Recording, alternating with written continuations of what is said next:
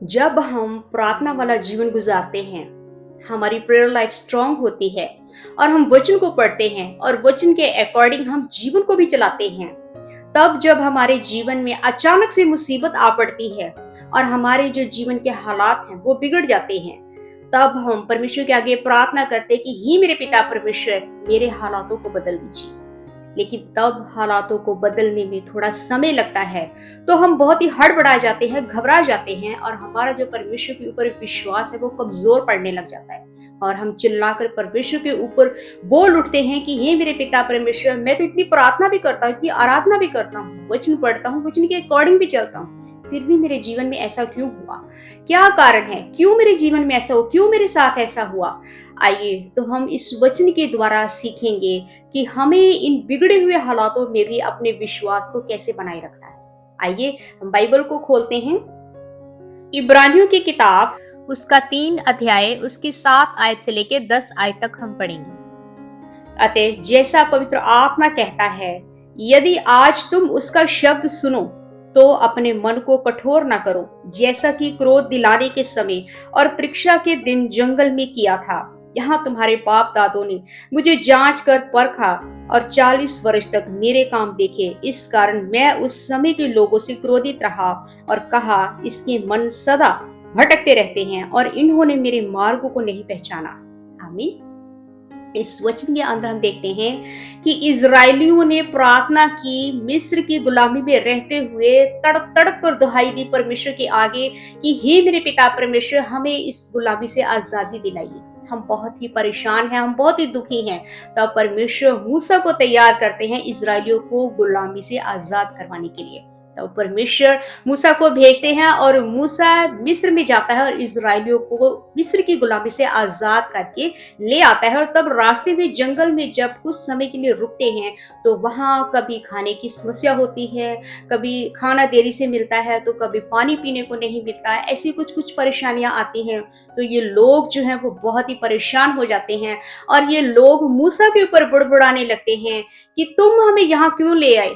इससे अच्छा तो हम मिस्र के अंदर थे, कम से कम हमें खाने के लिए भोजन तो मिलता था, हमें पीने के लिए पानी तो मिलता था, लेकिन यहाँ तो कुछ भी नहीं है और तुम हमें यहाँ क्यों लेकर आए? तो परमेश्वर कहते हैं मूसा को कि मैंने इनका बुड़बुड़ाना देखा, इन्होंने मेरे ऊपर अविश्वास दिखाया। मैं तो इनको कनान देश देना चाहता हूँ, मैं तो इनको अमीर देश देना चाहता हूँ ताकि ये वहां रहे, लेकिन इन्होंने तेरे ऊपर नहीं गुस्सा किया बल्कि मेरे ऊपर क्रोध दिखाया। तो परमेश्वर का क्रोध इजरायलियों के ऊपर भड़का कि उन्होंने अविश्वास दिखाया परमेश्वर के ऊपर, जबकि परमेश्वर ने इतना कुछ इजरायलियों के लिए किया।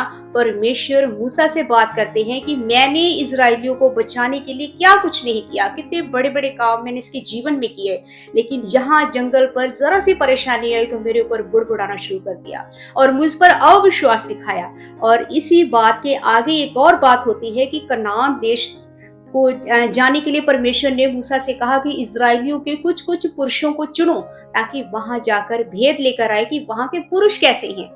और जब वहां का भेद लेकर आते हैं तो वो जो लोग हैं वो गए थे, वो आकर इजरायलियों को कहते हैं कि वहां के जो लोग हैं बहुत ताकतवर है, हमसे बहुत ज्यादा बलवान है, हम अगर वहां जाएंगे तो मर जाएंगे। उनकी परमेश्वर के ऊपर तब भी इन लोगों ने अविश्वास दिखाया और परमेश्वर के ऊपर फिर चिल्लाने लगे कि हमें क्यों वहां मरने के लिए उस कनान देश में लेकर जाना चाहते हैं, वो तो हमसे बहुत ज्यादा ताकतवर हैं। और उनकी ताकत के ऊपर इन्होंने ज्यादा ध्यान दिया, लेकिन परमेश्वर के ऊपर ध्यान नहीं दिया कि जो जो परमेश्वर तुम्हें मिस्र की गुलामी से आजाद करवा के ला सकता है, तो क्या कनान देश में तुम्हें बसने को नहीं शहर दे सकता?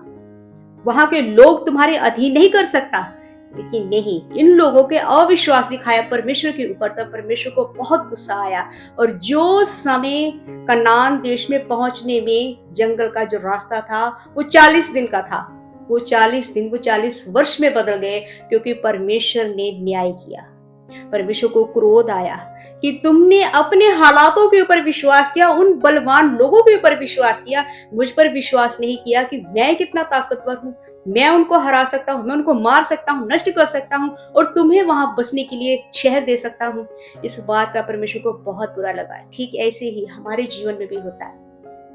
हमारे जीवन में भी जब हम हमारी जो प्रेयर लाइफ है वो स्ट्रांग होती है, जब हम वचन पढ़ते हैं, वचन के अकॉर्डिंग चलते हैं, तब हमारे जीवन में भी कभी-कभी उथल-पुथल होती है, कभी-कभी उतार-चढ़ाव आते हैं।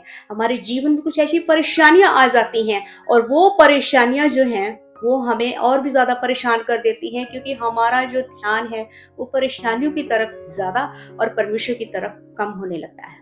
हमको परेशानियाँ सोच-सोच कर परेशानियों को हम बड़ा बना देते हैं और परमेश्वर को छोटा कर देते हैं। हम अपने जो जीवन के अंदर बिगड़े हुए हालात हैं, उन हालातों की तरफ हम ज़्यादा ध्यान देते हैं, उन हालातों को परमेश्वर से कहीं बड़ा कर देते हैं और परमेश्वर के ऊपर चिल्लाने लगते हैं कि हे मेरे पिता परमेश्वर, मैंने तो आपके यहाँ प्रार्थना भी की, आपके आगे प्रार्थना की कि मेरे हालातों को बदल दीजिए। मैं तो इतनी आराधना भी करता था, मैं तो वचन भी पढ़ता था और आपके वचन को मैं अपने जीवन में साथ लेकर भी चलता था। तो मेरे साथ ऐसा क्यों हुआ? अविश्वास परमेश्वर के ऊपर दिखाकर परमेश्वर के ऊपर चिल्लाने लगते हैं। ये चीजें गलत हैं, ये रॉन्ग है, ऐसा नहीं करना है। हालात जितने भी बिगड़े हुए हों, उसमें प्रार्थना करना कभी नहीं छोड़ना है। अपने धैर्य को बनाए रखें, शैतान को अवसर मत दें कि वो आपके आत्मिक जीवन को बर्बाद कर दे।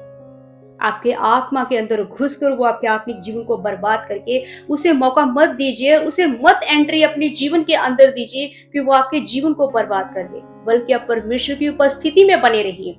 आप धैर्य रखें, हालात बिगड़े हैं, आप धैर्य रखें, प्रार्थना कीजिए कि हे मेरे पिता परमेश्वर, आप मेरी प्रार्थना को सुनिए और जो मेरे जीवन में जो परेशानियां आई हैं, जो हालात बिगड़ चुके हैं, इन सभी चीजों को ठीक कर दीजिए। प्रार्थना करनी ही नहीं है, प्रार्थना के ऊपर विश्वास भी करना है कि मैंने जो परमेश्वर से मांगा है वो मुझे मिलेगा। तब परेशानियां जो है वो आपकी दूर हो जाएंगी। काफी सारे लोगों को मैंने देखा है कि जब उनके जीवन में परेशानियां आती हैं, मुसीबतें आती हैं, तो वो प्रार्थना करना ही छोड़ देते हैं, वो वचन पढ़ना ही छोड़ देते हैं। उनका ध्यान हर समय परेशानी और उन हालातों को ही देखते रहते हैं और सोच-सोच कर उन चीज़ों को बहुत बड़ा कर देते हैं और अपनी नज़रों में परमेश्वर को छोटा कर देते हैं। ऐसा नहीं करना है। जब आप ऐसा करते हो तब आप शैतान की प्रेज़ेंस में आ जाते हो, शैतान की उपस्थिति में आप आ जाते हो। परमेश्वर की प्रेज़ेंस तब आपके जीवन में नहीं होती। इसलिए ऐसा नहीं करना है। शैतान को अपने जीवन में मत आने दीजिए, बल्कि आप जो आपकी लाइफ में जो परेशानियाँ आई हैं, जो मुसीबतें आई हैं, जो हालात आपके जीवन में बिगड़े हुए हैं, उनके अंदर धैर्य रखिए।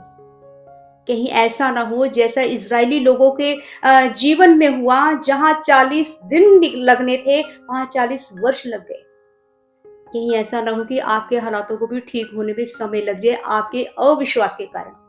ऐसा नहीं करना है। आप विश्वास कीजिए परमेश्वर के ऊपर, प्रार्थना कीजिए और प्रार्थना जब करनी है, प्रार्थना के ऊपर भी विश्वास करना है कि परमेश्वर ने मैंने प्रार्थना की तो परमेश्वर ने मेरी प्रार्थना को सुन लिया है और वे मेरे हालातों को ज़रूर ठीक करेंगे। तब आप जब आप इन परिस्थितियों के अंदर होते हुए भी प्रार्थना करते हो, तब आप शैतान के मुँह पर कसकर तमाचा मारते हो। तब शैतान वहाँ चला जाता है, आपको छोड़कर चला जाता है, भाग जाता है वहाँ से।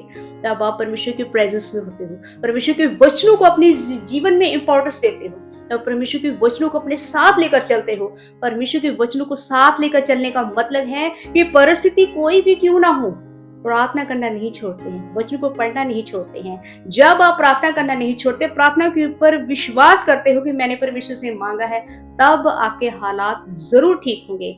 तब जैसे इजरायली लोग कनान देश में पहुंचे थे, जैसे ही आपके भी जीवन जो है वो दुख जो है वो सुख में बदल जाएगा। आपके दुखों को सुखों में बदलने के लिए अपने अंदर धैर्य रखें, पेशेंस रखें और विश्वास रखें परमेश्वर के ऊपर। परमेश्वर आपके हालातों से कहीं बड़ा है, परमेश्वर आपकी परेशानियों से कहीं बड़ा है। परमेश्वर में सब कुछ करने की सामर्थ है। इंसान की एक लिमिट है, परमेश्वर की लिमिट नहीं है। परमेश्वर अनलिमिटेड है, परमेश्वर हर काम करने में सामर्थ्य है। इसलिए परमेश्वर की सामर्थ्य के ऊपर विश्वास रखो कि परमेश्वर हमारे हालातों को जरूर ठीक करेगा। इसलिए वचनों को पढ़ना कभी नहीं छोड़ना है, वचनों के ऊपर चलना कभी नहीं छोड़ना है, प्रार्थना करना कभी नहीं छोड़ना है। इन वचनों के द्वारा आप सबको बहुत से आशीष और बरकत मिले। आमीन। God bless you.